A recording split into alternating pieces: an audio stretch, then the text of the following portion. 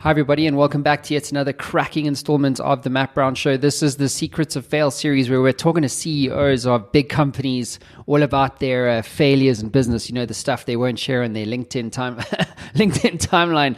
And with us on the line is Timothy Fisher, the president of a great company called Jackson and Coker. So we'll chat about that in a moment. Timothy, welcome to the show.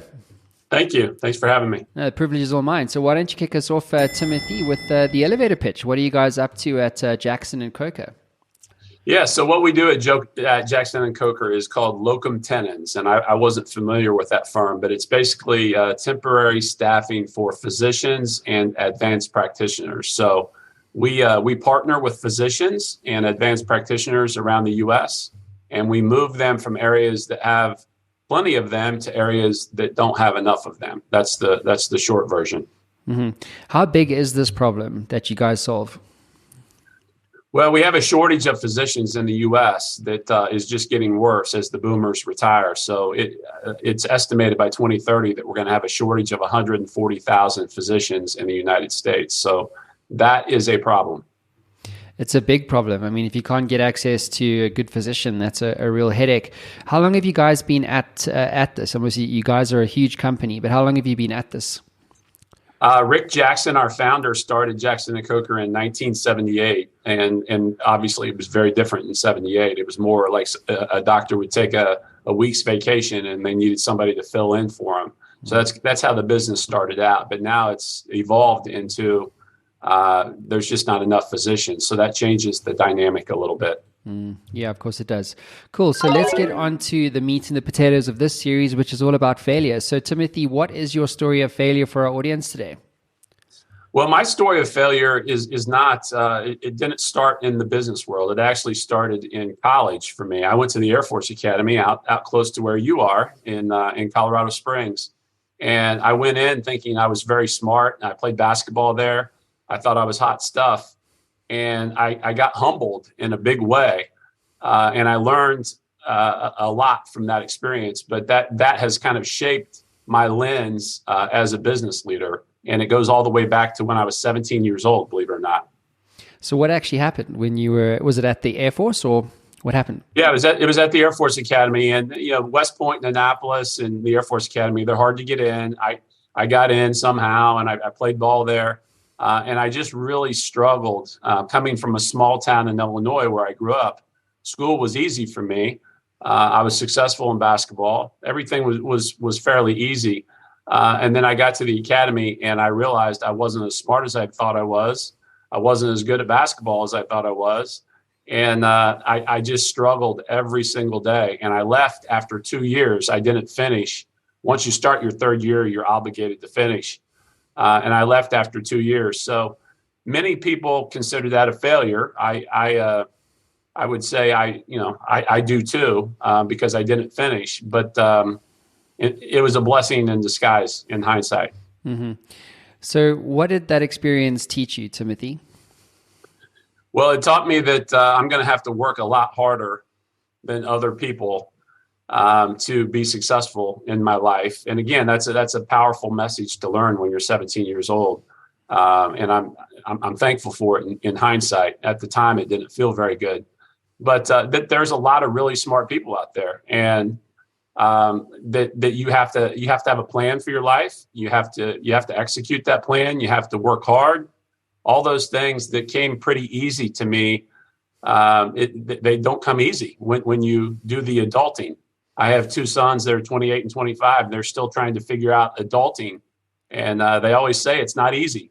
So I learned at a young age that I was going to have to work really hard, and nothing worth having is going to come easy in life.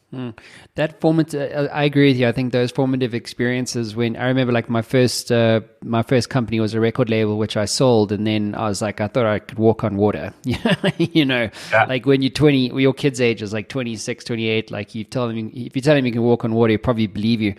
But my next failure was like fixed all that in a major way, and I think that we don't actually give enough thought and credence to these experiences that we have in, like at school and university, at college.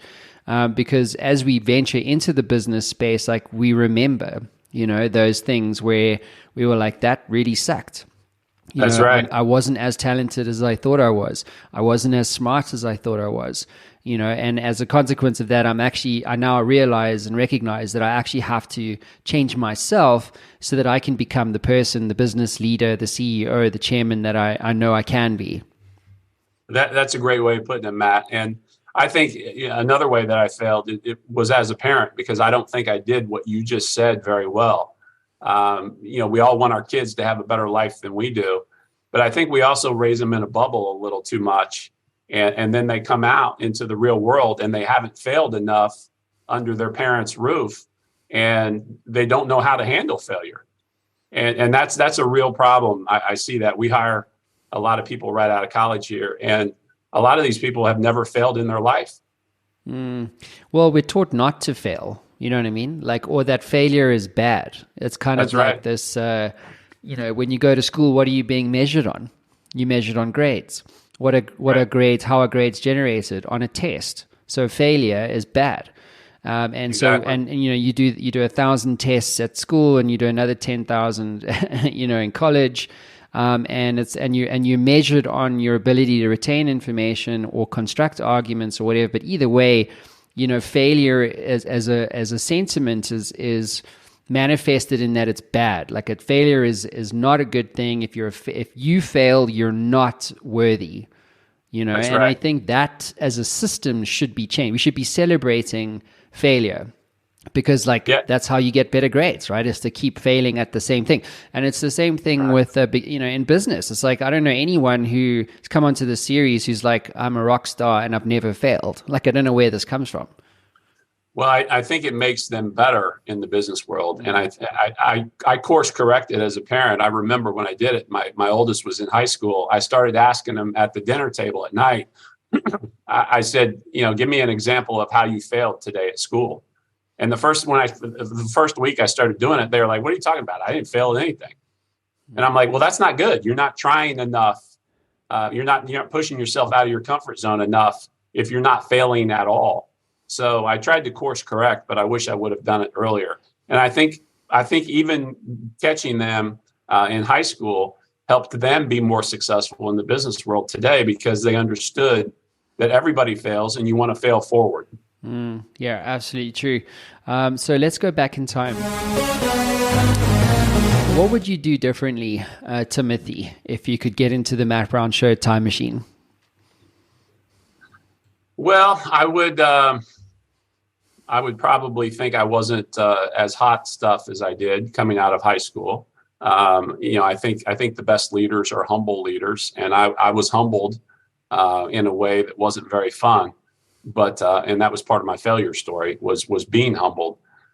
So I think just understanding that you're going to fail in life, you're going to have success in your life, and actually people need to learn how to handle success as well. I know a lot of people who don't handle success very well either, and there's a right way to do that. So the hindsight is 2020 is always there, but I think everything that's happened in my life happened for a reason, and I just wanted to learn from the mistakes that I make and still make today, and just get better. I mean, continuous improvement. That's all you can do. Yeah, absolutely true, man. So, Timothy, what's your advice to other CEOs or entrepreneurs right now in terms of, the importance of failure in business success, or the relationship of failure to vision and outcomes that we're looking for as business leaders? Well, I think we have two ears and one mouth for a reason. And my advice would be to listen, because I tell our leadership team here at Jackson & Coker, 80% of the decisions I make are probably going to be okay. They're going to be good. 20% are going to be bad. And you need to help me make sure that we don't implement those bad decisions. So you need to listen to the people around you, and you need to make sure you're surrounded with people who are smarter than you are, which isn't a problem for me, fortunately. And then you listen to them, and then I think you treat people like you want to be treated. I don't think anything in leadership, whether it's success or failure, is rocket science. It's just simple, common sense attributes that unfortunately have become uncommon in today's world. Very well put. Timothy, are there any books or tools or resources you recommend other entrepreneurs and CEOs use on their journey? I just finished a book that I loved called The Pursuit of Excellence by Ryan Hawk. And I highly recommend it. It was a great book. Ryan does a podcast as well. And the book is really good. And I think it talks about common sense leadership attributes that unfortunately people don't do every day. Mm-hmm. What's one thing that you learned from that book?